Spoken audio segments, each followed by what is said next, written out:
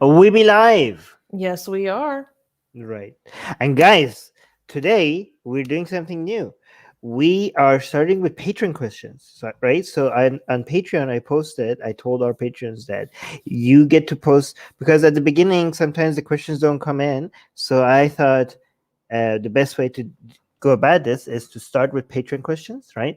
Ask the patrons and patrons to, because a lot of people also want to come live during the stream, want to ask their questions, but they don't have time to be here, or this is not a good time for them.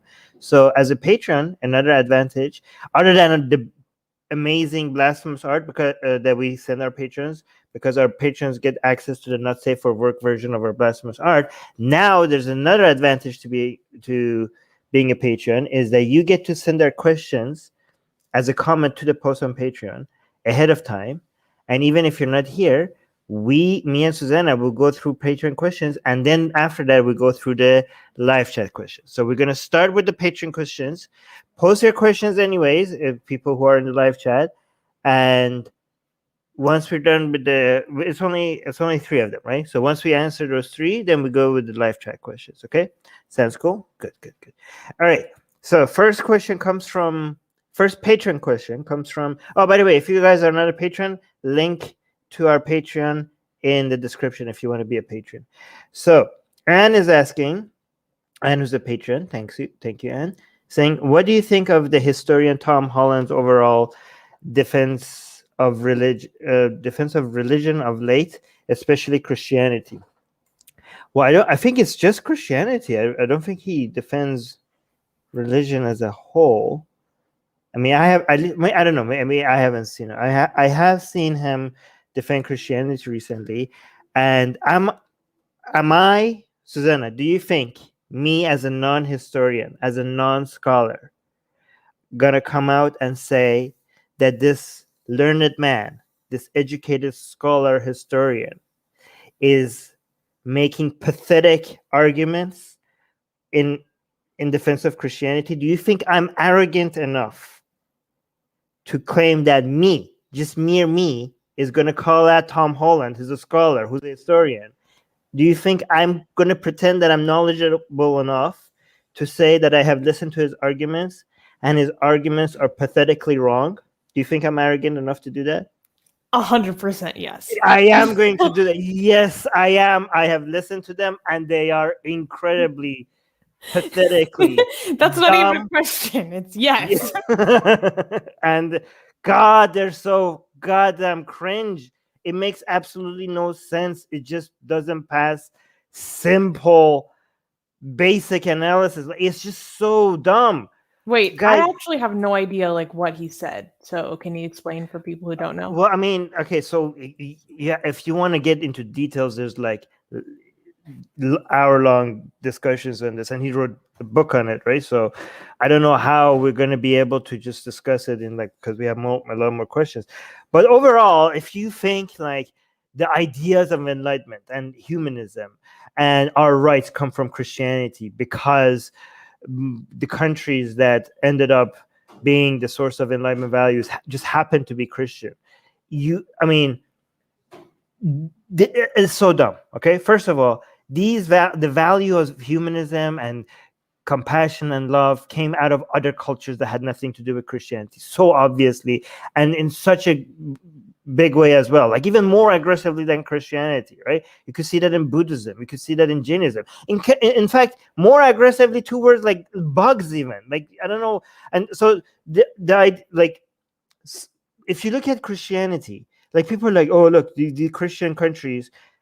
First of all, the main mistake they make is conflating Christians and Christian civilization with Christianity itself. Oh, look, Christians did this, Christians did that.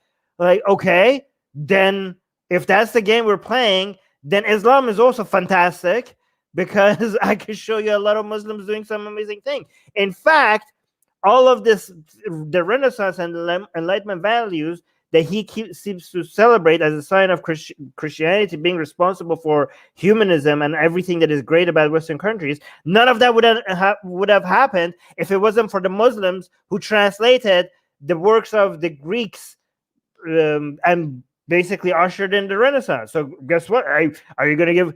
Then maybe Islam is the source of Western civilization, huh? Are you gonna play that game? Because we could play. And guys, this whole idea of like, oh, this happened, this happened, and if this didn't happen, this wouldn't have happened. Therefore, this is responsible solely for these ideas. Is such a dumb game to play, right? And also, Christianity, guys, Christianity as we know it today is not just the like what we recognize as Christianity today is influenced by many things. If you want to go to the core of Christianity, what we recognize as Christianity and nothing but Christianity is the Bible itself, right? Like this is Christianity. Even then, it's been the Bible itself is a major source major has been influenced by many other ideas, right? Including Zoroastrianism, including Judaism, Zoroastrianism, Judaism as well, mainly. But after the canonization of what we recognize as the Bible, you don't see anything that we consider positive, right, contributed by these ideas in a significant way to the civilization, right? To civilization. Most of the ideas that Western countries even celebrate, that some people consider as part of Christianity, happened as influenced Christianity many years after the canonization of these ideas. Like the ideas. Okay, so for example, one thing that Tom Holland wants to give credit for, one of the main things Tom Holland wants to give credit for an invention by Christianity, right? Because any other of these other the ideas that made the West great, right?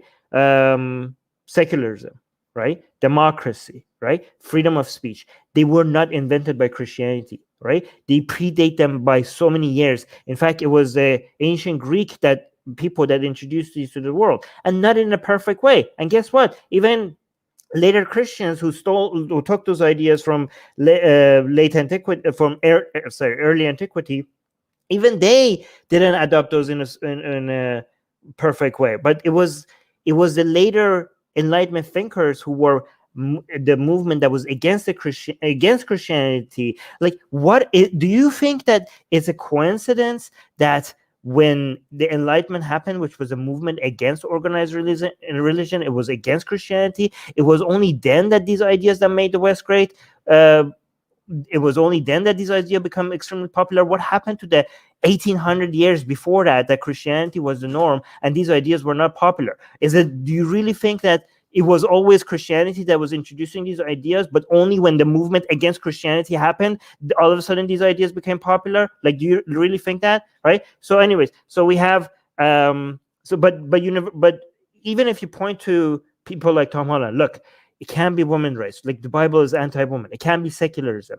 It can't be democracy. It can't be free speech. The Bible is against all of these things. The thing that they want to always point, like when you corner them and they have no way out else to go because you can show them that the Bible is against all of this, there's two things they say. Like, oh, they're like, well, there was other ideas that came from, I don't know, Hellenistic viewpoints, which makes it non-Christian because there are other views, right?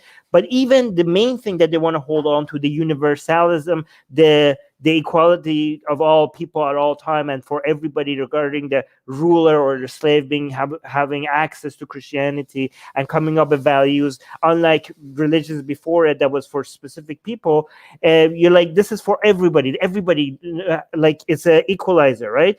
But again, this is something that you could thank both the Greek and Romans for introducing, right? It was the Stoics were also significantly universalist. Like, they were suggesting these ideas as well, right? They were very much impacting Christianity as Christianity was evolving as well. And also, universalism is not really that good if the ideas that you're suggesting that is universal are crap, right? So if you think universalism is like a feature of Christianity, then Islam also gets a bonus in that as well, right? Islam accepts universalism and believes its idea applies to everybody at all places and all time, right? Anyway, so yeah, Tom Holland wrong on all counts when it comes to defending Christianity in any way, and I say that as a non-historian against a scholar of Christianity and other religions. But his book, Under the Shadow of the Sword, still one of my favorites. A cool guy in general. Oh yeah, of course. Anything that somebody said that I need to highlight in response to this? No. Okay, cool. All right, second patron question. Again, Anne. Anne is asking, what are your thoughts on the view that Carl Sagan, Neil deGrasse Tyson, and Richard Dawkins give bad science history that their fans turn a blind eye to? Well, part of this question doesn't make sense to me. I'm not exactly sure what they mean by bad science history. Meaning, do they paint a false picture of the history of science? That's how I interpreted this. So I'm not. What do you think bad science history means? Because I'm Okay, not sure. so history, there are certain things that happen that nobody, I mean, not that many people dispute, right? But people who look at history, they're going to have different views about not the event, not the events that happened, but the significance of the event that happened, and what events led to what events, and what impacted what in what way. Okay, and almost anybody that looks at history is going to have their own interpretation on it, and anybody who disagrees with their interpretation of it is going to classify their interpretation of how things came about as bad history. Okay, and obviously people like Carl Sagan and Neil deGrasse Tyson and Richard Dawkins, who are anti-religious dogma, more people are going to be motivated to brand their interpretation of history as bad history. Okay, I'm not saying that it's good history or bad history, but even historians, even people whose job is specifically to do history, like we just said, like Tom Holland, they're going to have bad views on history, and in fact other historians are going to consider some historians are going to consider other historians' interpretation of history bad history. But this is bad history. Obviously, I mean, it goes without saying, it's a subjective. Again, there's two categories of what you look at history: the things that happen that most people do not dispute, but then the interpretation of what led to what. There's a lot of disagreements on that, but which one is right and which one is wrong, correct? The you know, and basically bad history is somewhat, it's not a simple thing, right? Like, who's saying that and why are they saying that? Like, this is not something we have to go and see what their point is and why they're saying it, right? For example, a lot of Christians are motivated to, like, if somebody like Neil deGrasse Tyson comes in his documentary Cosmos, shows the negative influence of the church on science, right? A lot of Christians who want to promote the idea that no, the Catholic Church had a major positive influence on science. In fact, they were the promoters of science. In fact, they were the people who were funding science. Obviously, they're going to look at that and going to say, well, Neil deGrasse Tyson is teaching bad history, right? Again, so we can't really comment on this unless we know. We have to look at one specific claim at a time. We can't come up with a general answer to that. Right? Good? Cool. Okay, last Patreon question before we go to the live chat. Kenji, hey Kenji, is asking, I understand why most of the scientific miracles of the Quran are wrong / misleading / obvious, but I'm still having a hard time with the verse about the universe expanding, which is, quote, and the heaven we constructed with strength, and indeed we are its expander. Surah 51, verse 47. How would you explain this verse? Let me bring up The 5147. exegesis. Honestly, I don't think like the whole idea of like the universe expanding is very the word is mu'seun. Okay, so yeah, so the idea, okay, here's the thing. When the universe starts, okay, whether you're looking at it from scientific perspective or from myth making perspective, something big coming out of nothing, the idea of you portraying that as something going from being tiny to something being like a lot bigger, like that is not something you're like, oh my god, how do they know? I mean, everything in nature, like not everything, but a lot of things in nature you look at from not existing to the point of existing. Like you look at a seed, it turns into a tree. You look at a baby, an egg, and it expands into an adult, animal. So things not existing but then existing, the idea that originally they are small and then they become bigger, that is not something shocking to be seen in myth. So I don't think like, oh my god, our understanding of the creation of the universe was that there was a big bang, so it expanded. How did the Quran know that it was just expanding? I don't think it's that much of a miracle. Like, there's only two options: either when it was created, it was big already, or it was created small and then it became bigger, right? It's a binary option, right? Is there a third up? Was it big and then it became smaller? I don't think that would be popular, right? So, like, so between the two options, if you pick one of them, honest, so expanding would become the natural way that you would explain that. So I don't think like that is shocking that it would be described like that. What do you think? I mean, I'm not very familiar with this verse at all, so I can't speak to it very specifically. Right. No, I'm assuming that's what Kenji meant. Kenji, is that what you meant? Is that what you meant? Okay. All right. Let's go to now that the patron questions are done, let's go to the peasants who are not who are contributing nothing to this. Why do you have to do this? Let's go to the leeches financially if you cannot support us financially. I know what she said. Serious. I'm joking. Okay, but honestly, you're just leeches who are taking without contributing anything. Just kidding. I know you don't believe that. Guys, if you cannot. Yeah. Okay. So that is right. You can support us by sharing. That is actually contributing. Very true, sir. Very true. Very true. If you can't, you should not contribute to us financially, even half a cent. If you are struggling financially, that means that if you can contribute and you are not, then you should be ashamed. Then you should be ashamed. You're just taking without giving. All right, read this. Oh, did we read this? You really inspire people to, and then you put them in a giving spirit. I swear to God. Okay. Atheist Urtical is saying, "Thank you so much for these Q&As. It is always a pleasure to hear your perspectives." Oh, thank you. Thank you. That was good.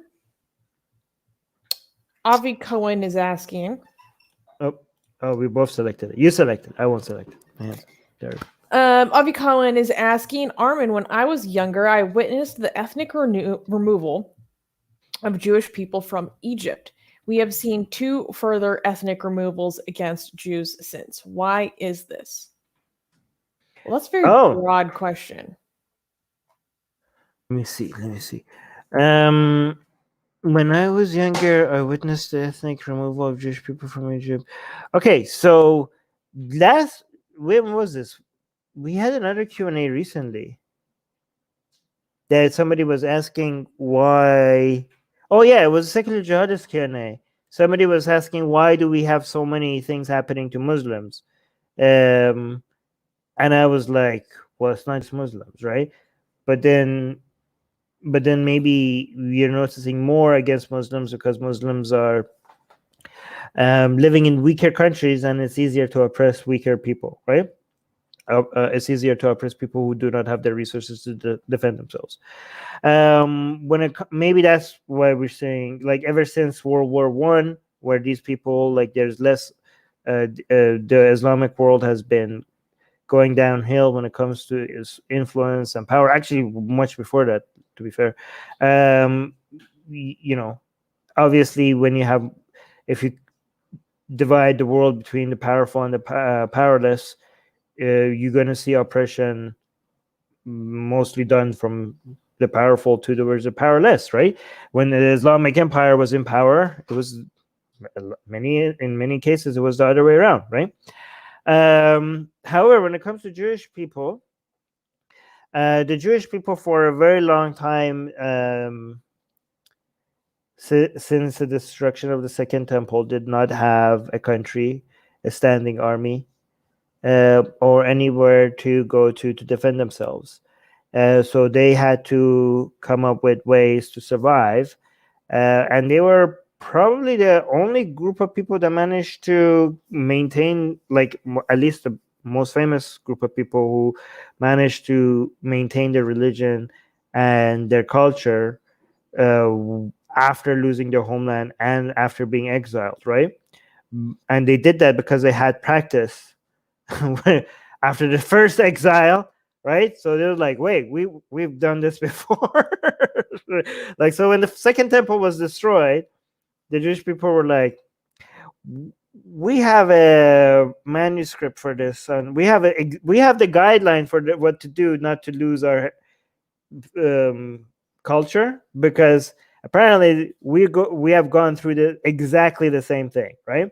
So after the first temple destruction, the whole idea of, like, the laws that the priests came up with, the rabbis came up with, were specifically very strict, with the intention of making sure that they are distinct and separated from everyone around them, right? So that their cultures and their idea doesn't get mixed. And that's why, because it was common practice to move people around, so that they get mixed with the rest of the societies, as a way to do cultural genocide, right? Basically, as a way to destroy a group of people, both um, both when it comes to their ethnicity and their heritage and their religion, right? It was a very effective move, right? But the Jewish people managed to come up with a strategy to not let that happen.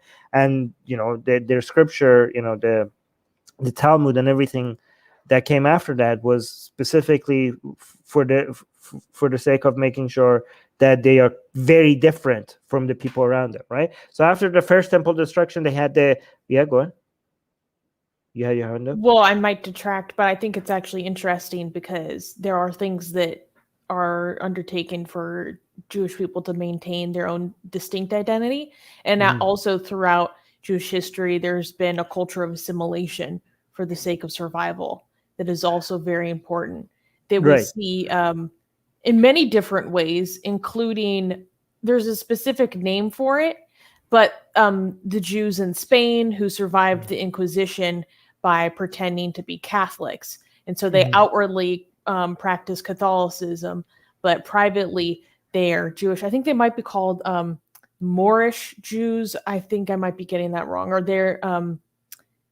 they call it like under the skirt or under the cloth form of Judaism, which I think is very interesting. It's a very interesting juxtaposition about how to assimilate into a culture to survive the persecution that you're facing while also still maintaining your distinct cultural identity. It's very tricky. Yeah, there was a big move for people to there was also a lot of Jewish people that thought that they should assimilate, not like pretend to assimilate, but actually that their culture is backward and superstitious and is holding them back, and they should just give up their Jewish identity and join the rest of society. And you know who was the most famous person that thought like that? The founder of Zionism? No, I don't know. That Marx. Yes. Oh, interesting. Right. But anyway, so there was these these Jewish practices was an attempt to survive as a collective, but also that's you also need to make yourself valuable, right? And survive, like, in a world where the way to survive is to be able to defend yourself by force.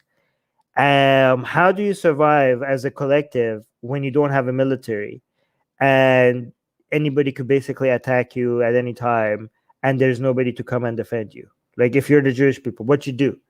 Then you learn the skills that makes you extremely valuable.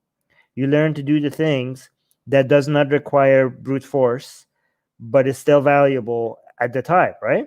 That's why they became very good at writing or reading and politics and finance and many things that mm, you know a lot of politicians realize that they need them for, even though so the reason why the reason why you are not completely eliminated is because you are very influential and you have a lot of power in ways that other people don't. Like, it's not just because you could attack people, but because your services are so valuable, especially given that Christianity and Islam may be considered lending and borrowing to be haram or sinful. Then at that point, Jewish people becoming involved in finance made them very valuable because they became the source of doing these things, because for them this was allowed, right? But at the same, even though you these people became very well, I should say these people, I could get canceled.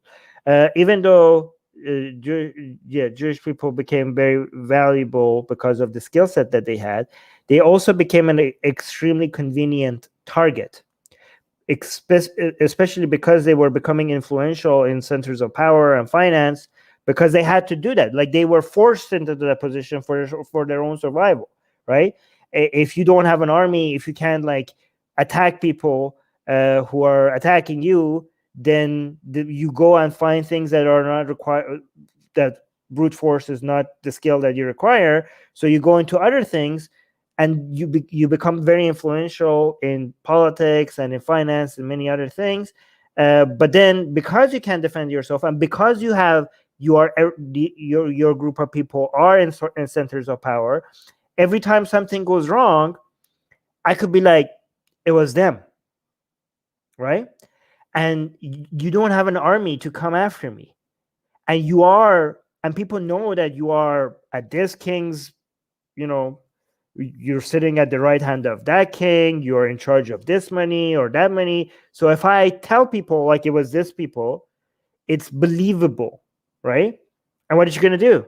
You're going to come after me? You and what army? You don't even have a nation. You don't have a people. Like, if I keep like, if things go wrong, if I'm a king and the economy is suffering, I could just blame it on you guys. And if people believe me, then if I punish you guys, people will be like, yay! I'm like, oh, like, let's give the people something to cheer over so that they don't distract them from my failures as a king or as a ruler or something, right?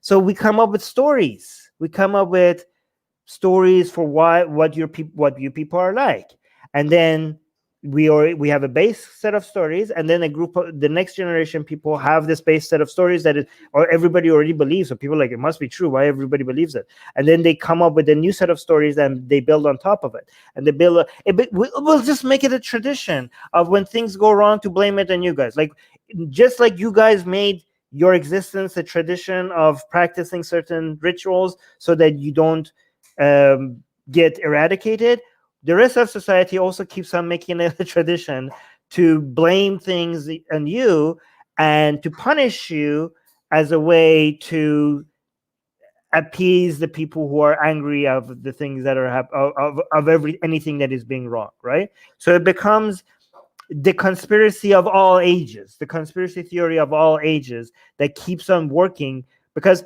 just like, the difference between a cult or a religion is something, a toolkit that is established, everybody knows it, everybody recognizes it, it's a familiar franchise. It's like you go to McDonald's, you know already what you're getting. A cult is like a new Burger King, like not a Burger King, a new burger shop at the it's a kind of a risk. You don't know what it's innovative. You don't know what you're getting, right? You might like the flavor, but it's a risk to go with it. It might not be there tomorrow, right?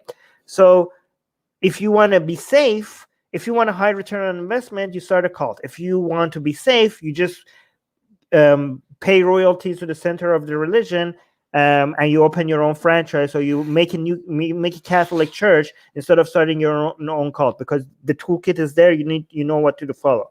Same thing with conspiracies. You could either start a new conspiracy, Q or something, right?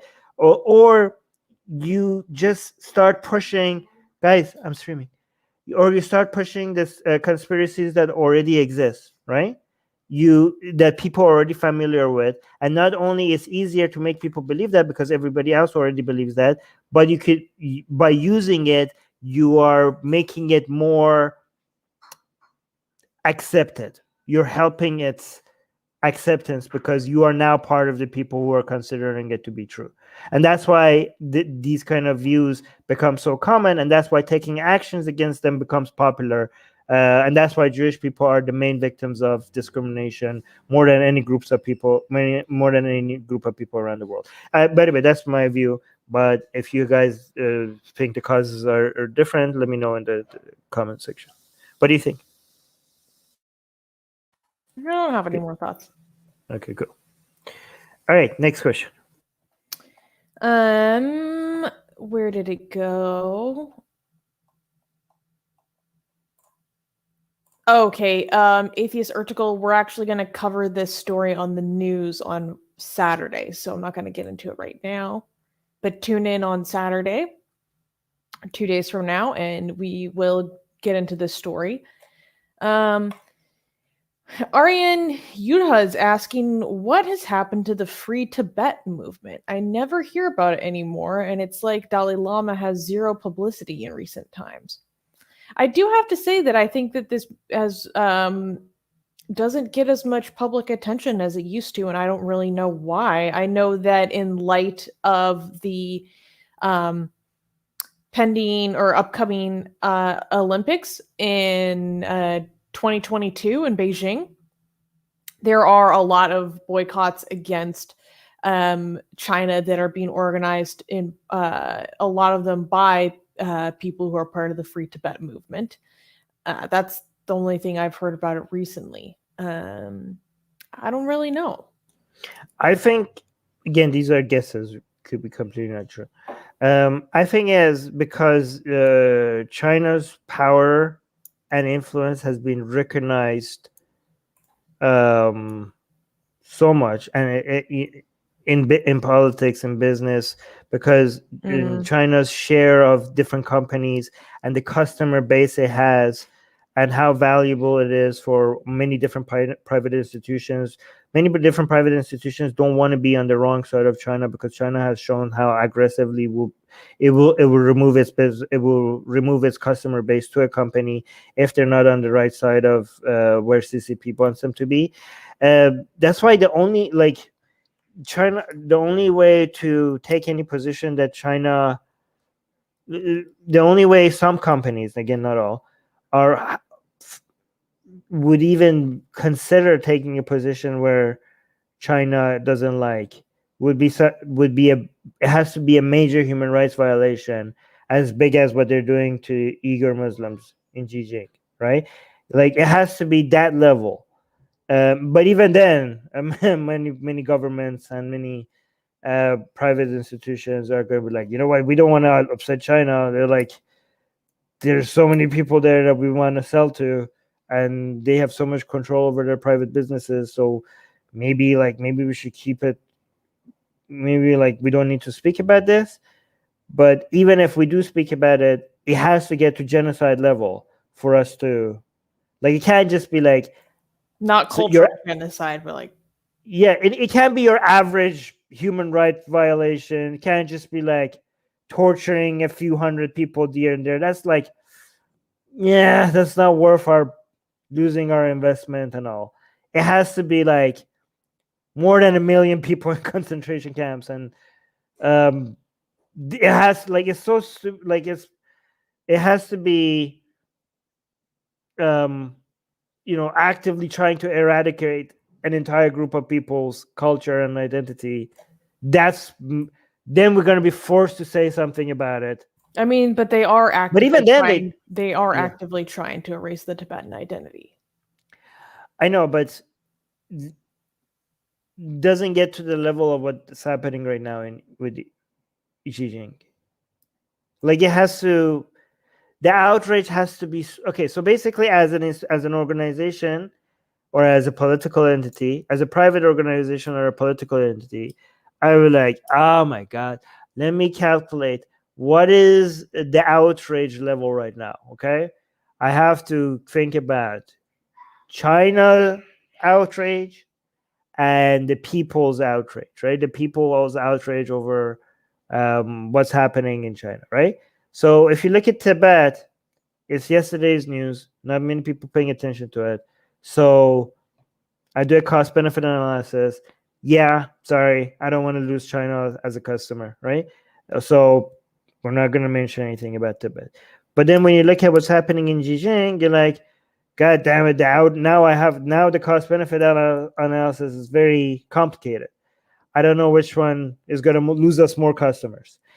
Is us appeasing China, even though they're committing one of the greatest human rights violation of our time, is that going to make enough people in non-Chinese countries angry for us to lose customer? Which one is going to cost us more customers? Or is the fact that if we say something about it, China might block access to their market to us? Which one? So the calculation of that is not very easy for them, but that's what's going through their mind. Like, which one of them is going to cost us more votes or more customers? If you're a political party, you're doing a cost benefit analysis based on donations and votes. If you're a nonprofit organization, then you're thinking about donations.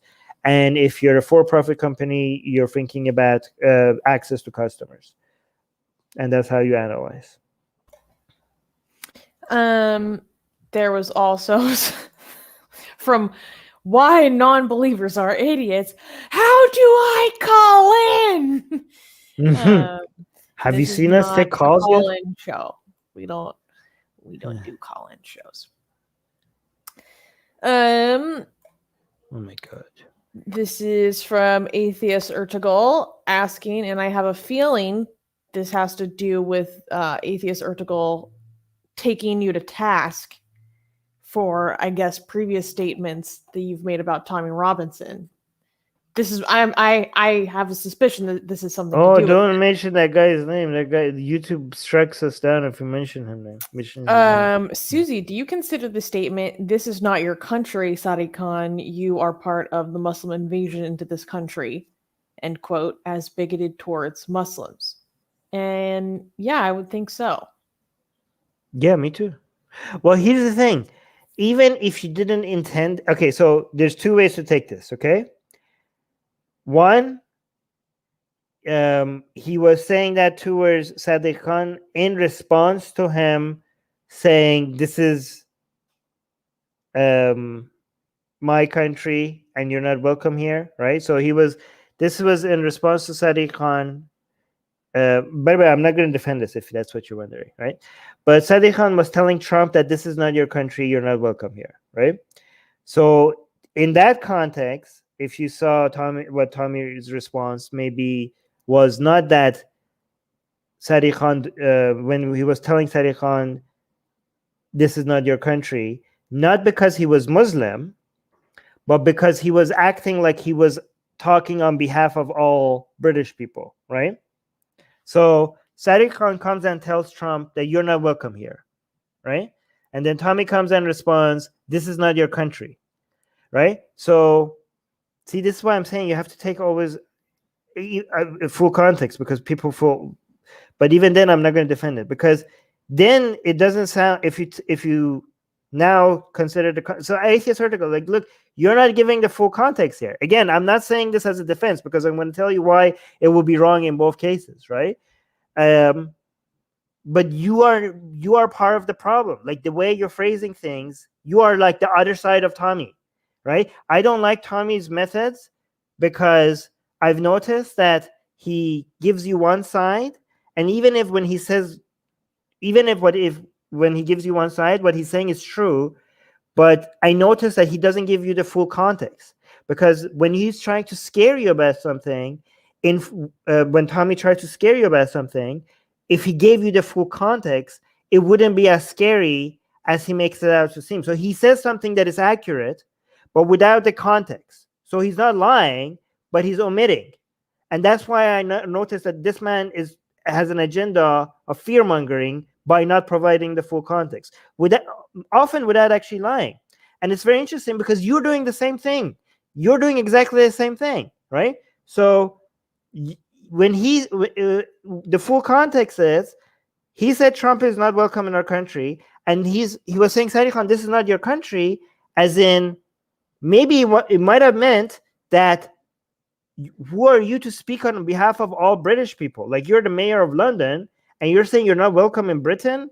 Like, you can't speak on behalf of British people. So this is as in not as in this is not your country, like you're not a British person, as in you don't own this country. Like this, when you say you this is not your country, not that you're not British, but do you own it, right?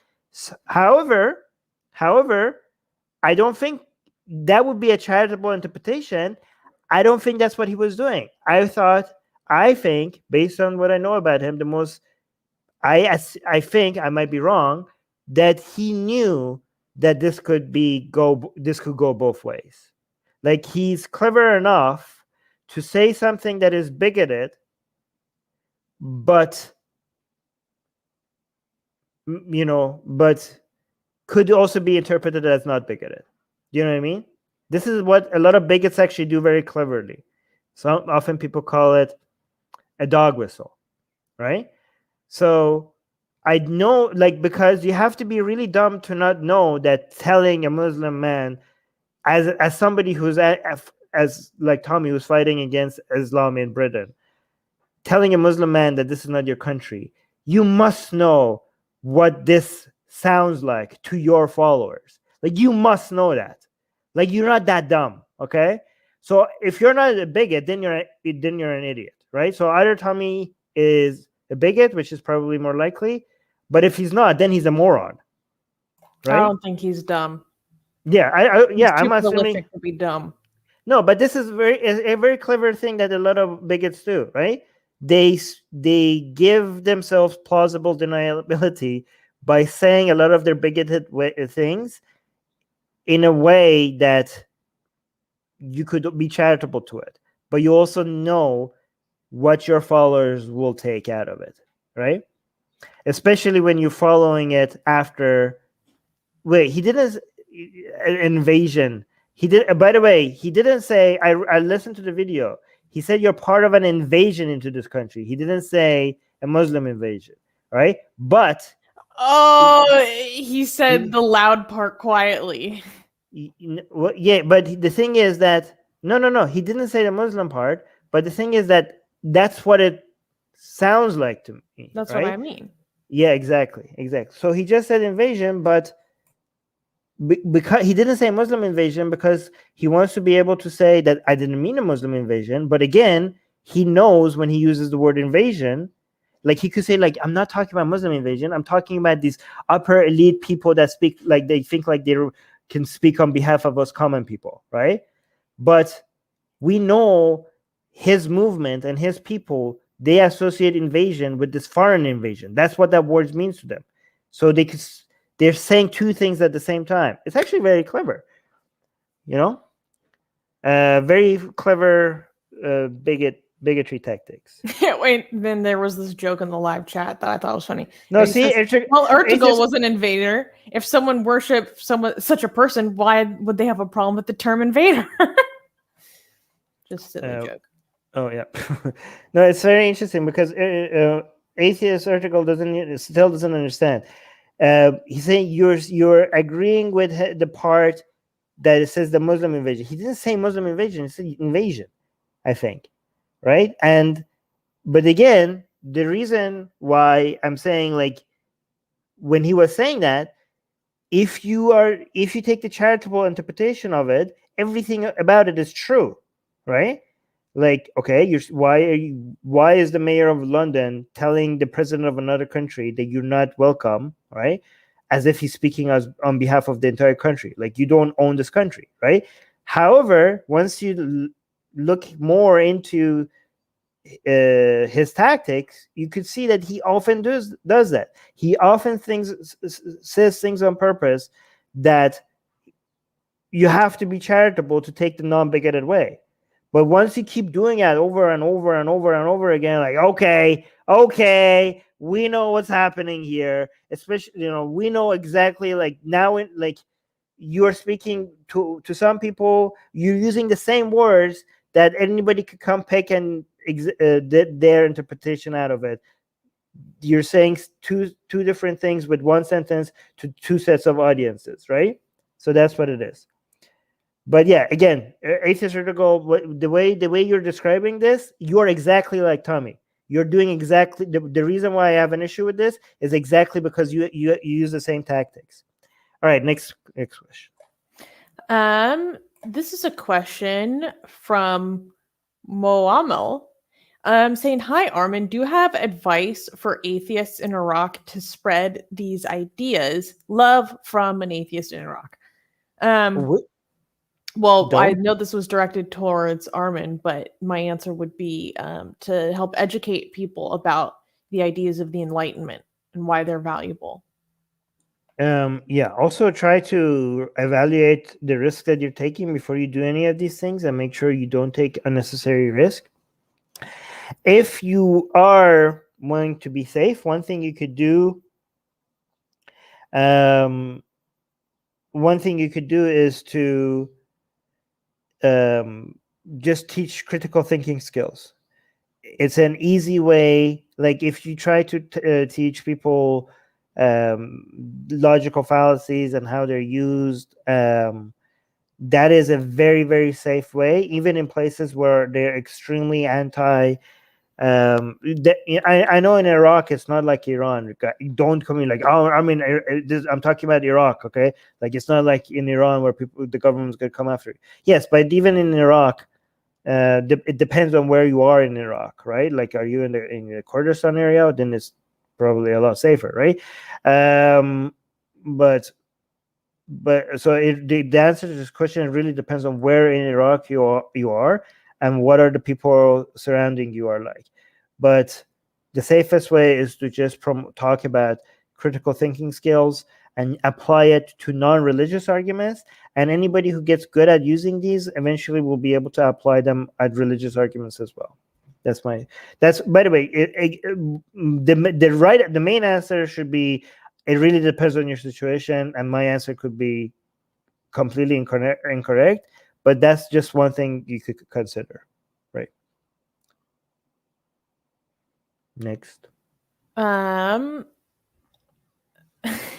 Should we take a question from a Muslim in the chat? Of course. Okay.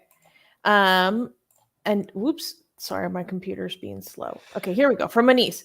Can I ask you both, why is Islam the only true rational faith and the fastest growing religion, despite your insults to the main person of Islam or Prophet Muhammad?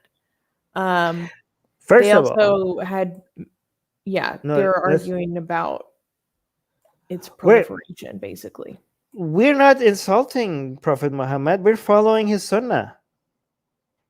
We're following Prophet Muhammad. I don't know what you're talking about. We are, first of all, have you not seen our art of Prophet Muhammad? How is that not a celebration of Muhammad? Okay. We have sexed up Prophet Muhammad more than any Islamic tradition has ever, right? No Islamic tradition has been able to celebrate the Prophet sallallahu alaihi better than we have, right? Like seriously, like you're welcome, right? If the Prophet was alive today, he would become a patron of Atheist Republic just so that he could see the glorious blasphemous art we make of him, right? That so second of all, why is Islam the fastest growing religion? Well, because they have the most babies. I mean, obviously. Like, do you not know this? Like, I don't know why you're asking us. There's statistics on this. If you look at the conversion rate, the number of people who are converting in and out of Islam almost cancels out, depending on where you take the studies, right? If you take it actually in North America, it almost cancels out. In Islamic countries, the ones that we do have numbers, it actually, people are leaving Islam in extremely high numbers, right? So if you are talking conversion, that doesn't actually look good for Islam. But Islam is still growing despite the fact that the conversions are working against Islam, because they just have higher number of babies. And that's not because of Islam. It's just because Islamic countries tend to be poorer relatively to other countries, right? So when we talk Islamic countries, on average, not all, on average, we're talking countries that are poor, and poor countries tend to have higher birth rates, right? At some point, I think that will reverse itself. And I also think that when it comes to the fastest growing religion, Islam is the fastest growing. But when it comes to the fastest growing ideas, it's not the fastest growing. If you think about like non-religion is actually the fastest growing, right? So we got you beat there, buddy. Sorry. It doesn't matter how many babies you have because we're coming for your babies. We're coming for your babies. Yes. You keep producing them, and we'll start getting access because you can't. We'll make all your babies kafir.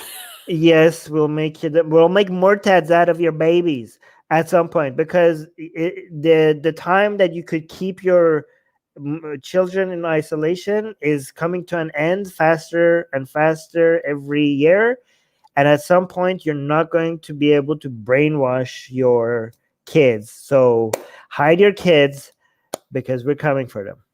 That sounded wrong. And your wife.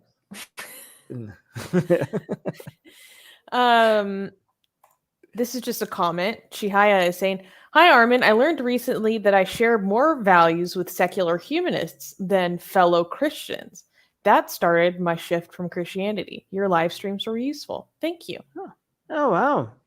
Thank you so much for sharing that. Thank you so much. Wow. Thank you guys. These comments make my day. Thank you. Okay, next. Just lots of back and forth. Okay, here we go. Again from Atheist Article. Susanna, have you watched episode 62 of The Secular Jihadists, when Armin says he's a fan of Mr. Robinson? I'm not going to say it again because of the YouTube algorithm. And then agreeing with Tommy's statement that there is a Muslim invasion of the UK. Well, I think, should we do a review of this episode? No, okay. It's so funny. I think that'd be fun. Yeah, but it's so funny. He's like, Susie, did you know? Like he thinks like he can like turn you against me. Okay, 8 seconds to go. First of all, wait, I didn't answer the question. Oh yeah, go ahead. I haven't seen that episode, but I think it would be fun if we did a reaction video to it. It's too long. Maybe or we can cut out the portion of controversial statements, and we can review. So this is so funny. Wrong? Has he changed his mind? No. You know what? It's so funny because this guy is the same guy that already answered to him on a separate Q&A on Secular Jihadists, that I changed my mind on this after I saw his other behavior. So he already knows that I took that back. He already knows that. So first of all, there's a time that anything you said against Islam and the increase of influence of Islam in UK, which is a fact, right? Here's the thing. I don't like that terminology. The terminology of invasion, Muslim invasion, is the wrong way to describe it, because you are demonizing a group of people instead of talking about an idea that is becoming more impactful in UK. Yes, it is. The UK is under a lot more influence of Islam than it used to be, and it's hurting the UK. I do not deny that. What I do understand now, that type of language is extremely hurtful, because now instead of like tackling the idea, you're demonizing an entire group of people, right? And he already asked me that, and I'm like, yeah, Tommy Robinson's methods. He at a time that when right now it's more acceptable for us to talk about the harms of Islam. Right now it is a lot more acceptable.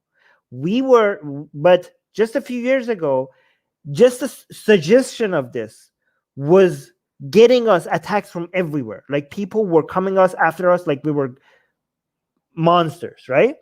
So anybody in that, like even us were holding back. Me and Ali Rizvi, we had views on Islam that we didn't know if we could say.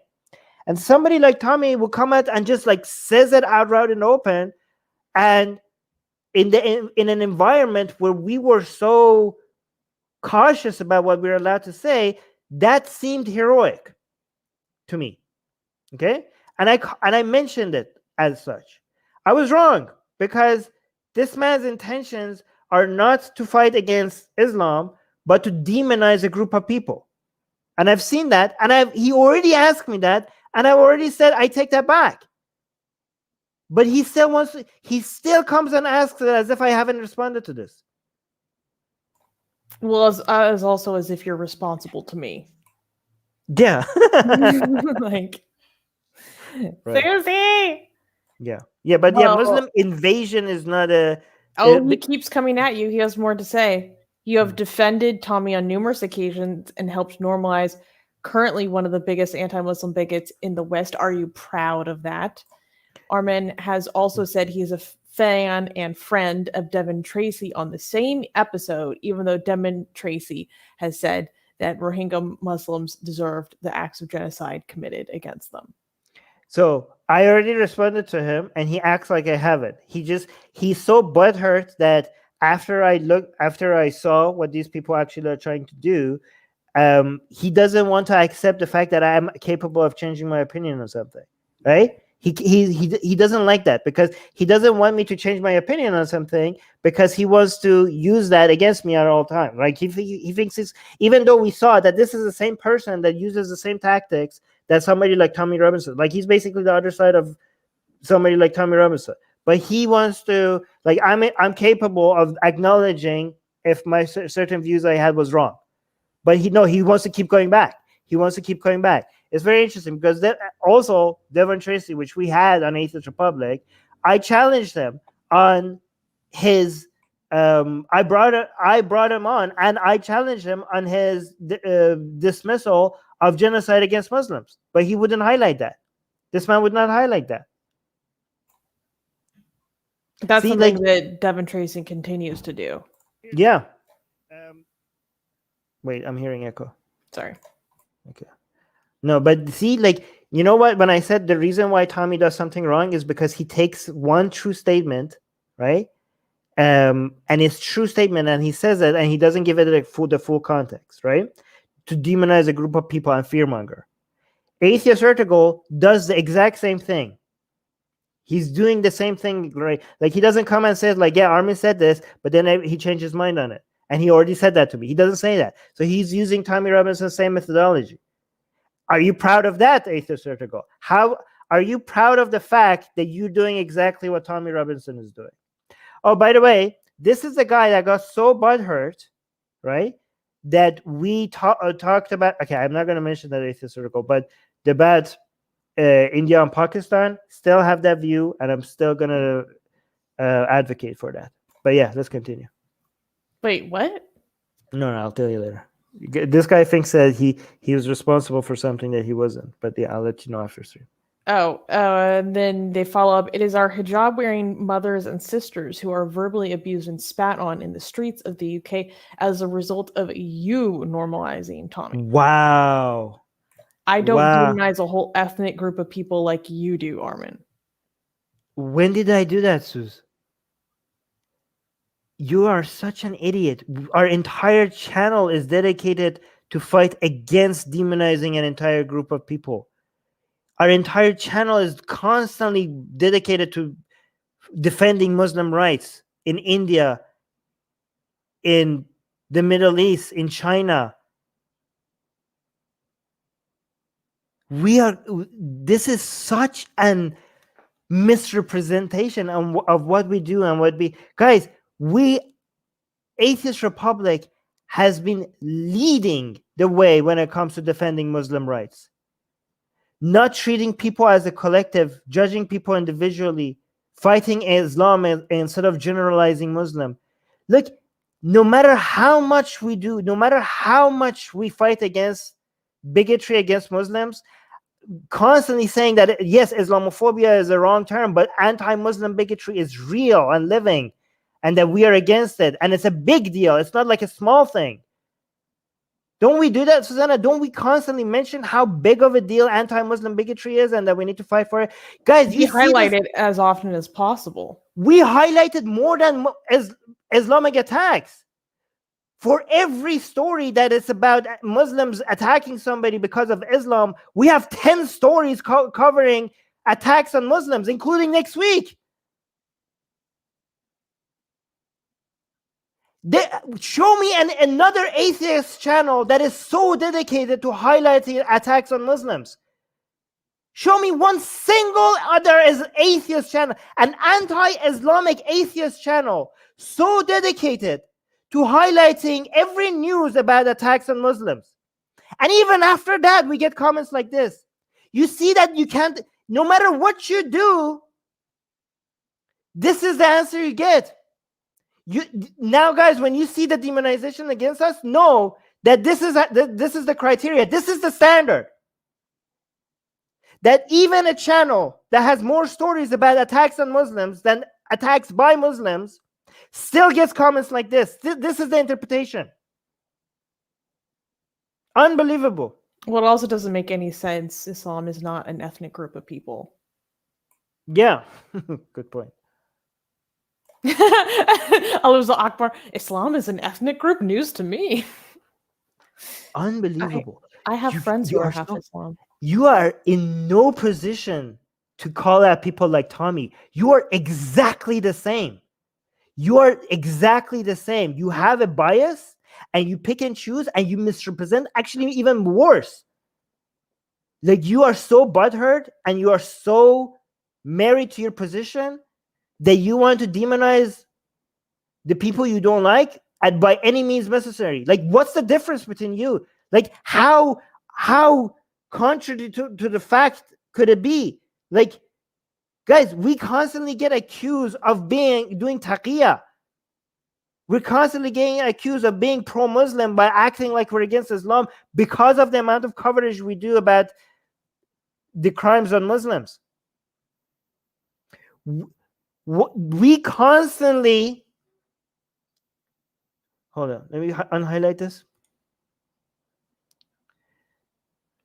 Susanna, guys, also tell me in the live chat, what do I say is the best way to fight Islam? Befriend Muslims. That's my number one advice to fighting Islam, is to befriend Muslims. I'm even using my anti-Islam narrative as a way to fight, to attract all the people who want to, like, people who want the anti-Islamic dosage. People like, oh my God, Islam, I hate Islam. I give them anti-Islamic narrative. And once I get the attention, my strategy, my goal is to, like, okay, we hate Islam, right? You know what's the best way to fight Islam? What? To befriend Muslims. That's my method of trying to get even the people who are afraid of Islam the most to realize that they don't need to demonize Muslims just because they hate Islam. That's my number one advice when it comes to attacking Islam. And yet we get comments like this. It's unbelievable. All right. Highlight other people's questions. This guy is like useless. Well, we've been going for an hour. No, okay. Anybody? No, but we did this guy's for so long. I do think like we might have ignored some other people.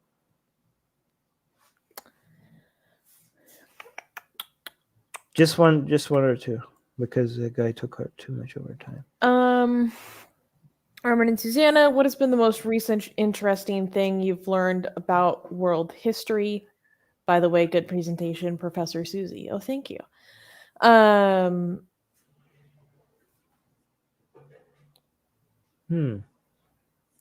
we were watching Great Courses recently.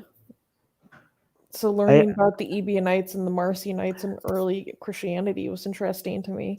I actually have some really good answers for this. I actually have a lot of answers for this, but I need to pick one. I learned that the first president of Iran the main reason why they demonized him and removed him as president, and that the reason why he had to run away was because he was against torture, right? And I'm looking, because the Iranian elections are coming. I'm looking into the history of presidency in Iran after the Islamic Revolution, and the dance between the supreme leader and the role of presidency. I'm getting a better appreciation for how the first experience that the Islamic Republic of Iran had with the office of presidency led to making it more sure that the presidency is an office that has no say, and is completely, that the Velayat Faqih, or the supreme leader, basically is at the end of the day in complete control, right? So that's what I learned. That was very interesting, and I'm still researching that, but yeah. There is one thing that I want to address. Atheist Article is saying the fact that Susanna continues to work with you after the statements you have made demonstrates the kind of person she is. Well, here's the deal. I actually am a firm believer in everyone's potential for change. Okay? Armin is actually the best person I know at openly and quickly, without hesitation, changing his mind when presented with a better argument. It's that simple. I've had a lot of really bad ideas throughout my life. I changed my mind. A lot of people have a lot of really bad ideas throughout their life.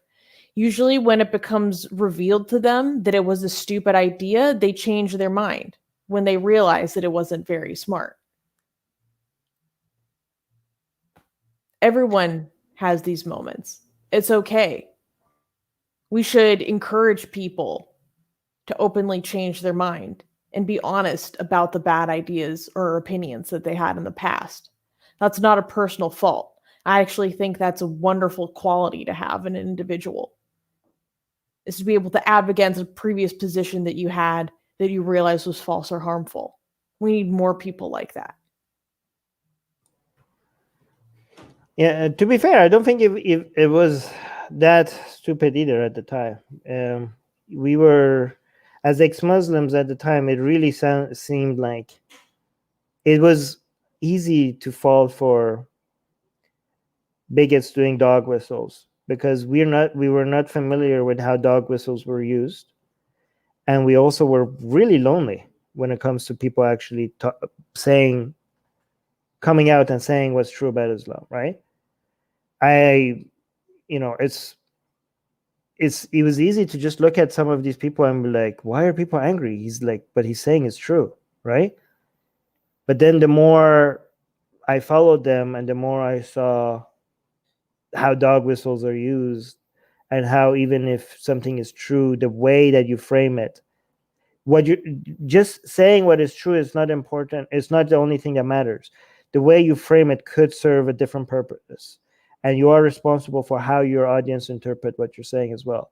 And I saw how strategically some of the things that were even true. I mean, at some point he started saying things that are not even true, and it was extremely wrong. And I was like, oh my God, you guys are like so far off, right? But even the things that were saying that were true, the way that it was framed, it was so obvious to me after becoming more familiar with it, that, yeah, this is technically true, but it doesn't need to be said this way.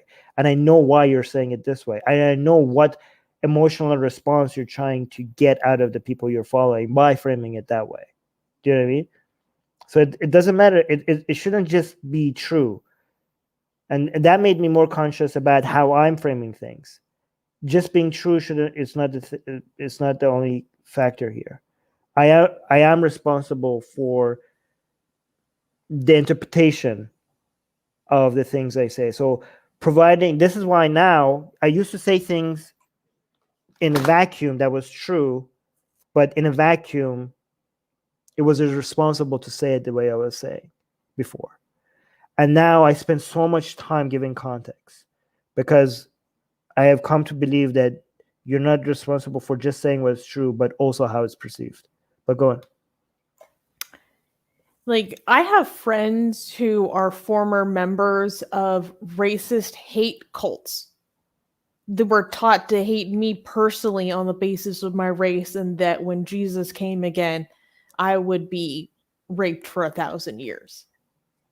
If I can be friends with someone who used to believe that, like, how can I not be friends with someone who's changed their mind on something like this?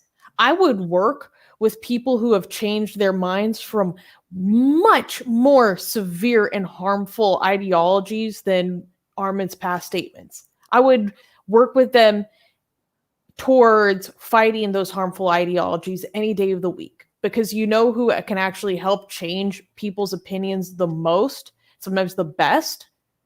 People who used to hold those opinions. They're excellent at arguing against their previous beliefs. It's actually, I think it's a public service in a lot of ways.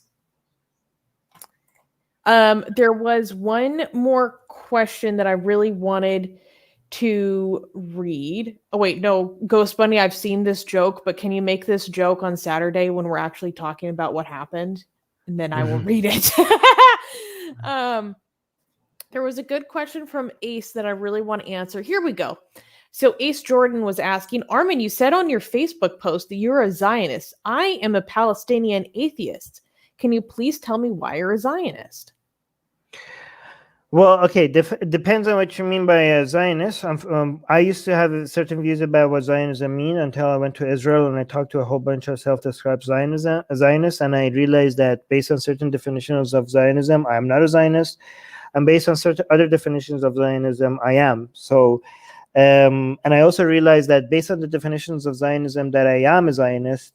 It's good to describe as yourself identify as a Zionist, because it would be easier for you to also criticize Israel's policies without coming off as biased against against Israel, as everything Israel stands for and is, and its existence and all that, right? So by describing myself as a Zionist, which means I am for Israel existing as a state, but not as its ethno state, not as apartheid, not as a state that has two-class citizenships, not as a state that is so much influenced by religious dogma, not as a state that allows Orthodox Jewish people to live by by separate rules than everyone else, especially women in these communities who are oppressed more than it's amazing, because I saw how women in ultra-Orthodox communities were treated in the heart of Tel Aviv, which is supposed to be one of the most secular cities in the world, was extremely worse than what I experienced in Tehran, right? That's saying a lot, I think. There's a lot to criticize about Israel, and I think I could do that more effectively as somebody who defends Israel's right to exist, and as a self-described Zionist, and somebody who celebrates a lot of things about Israel.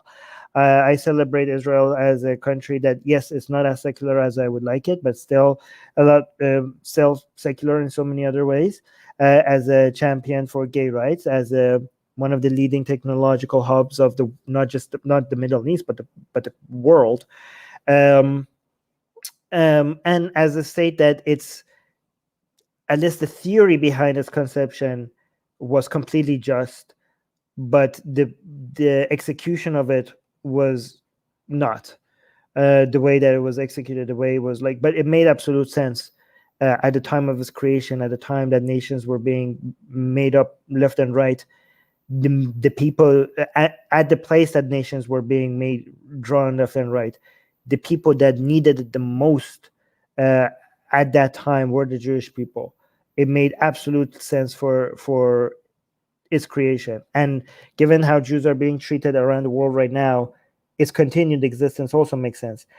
However, I wish it was a state not for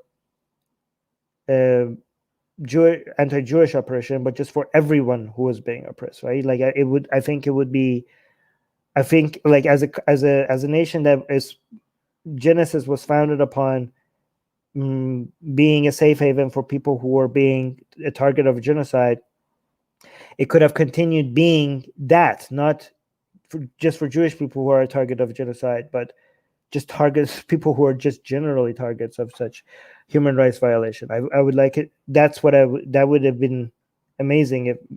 And I think there were many other ways that this nation could have been created alongside with Arabs.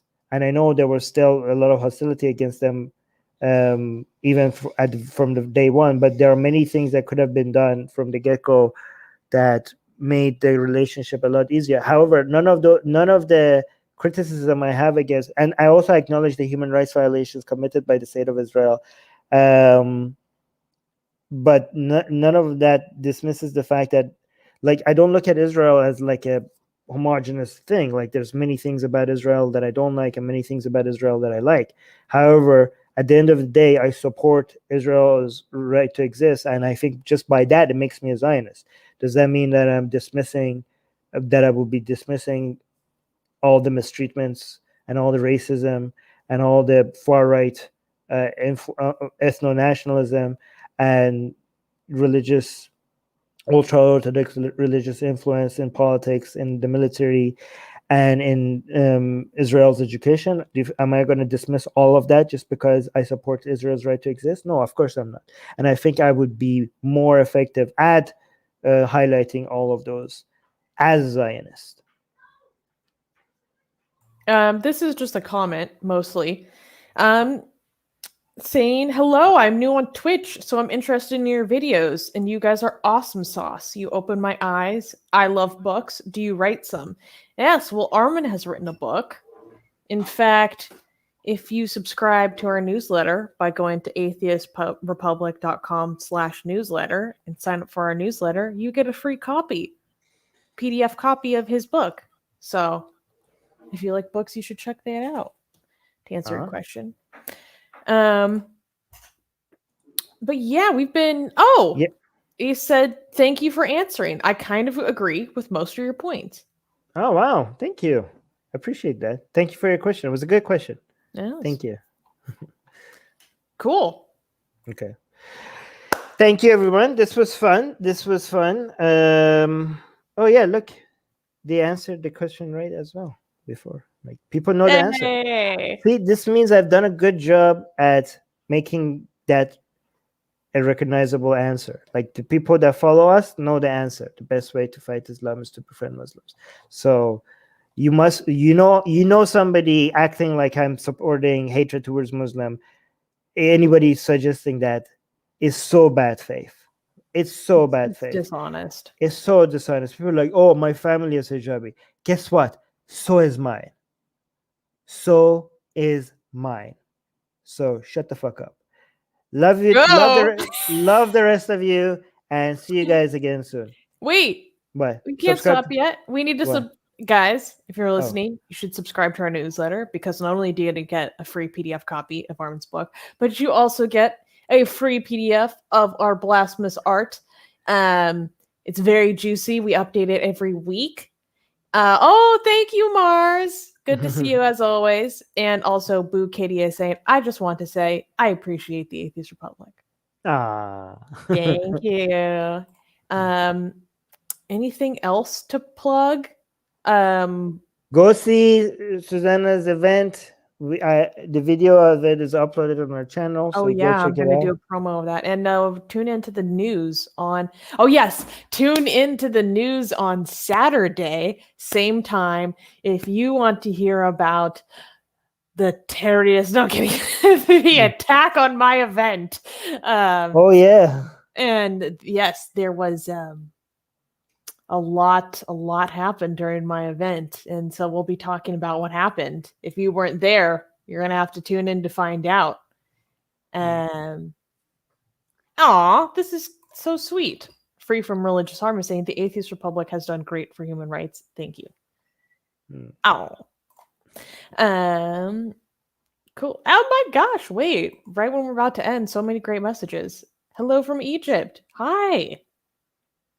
It's good to see you. All right, guys, yeah. we should go. It's almost All right, guys.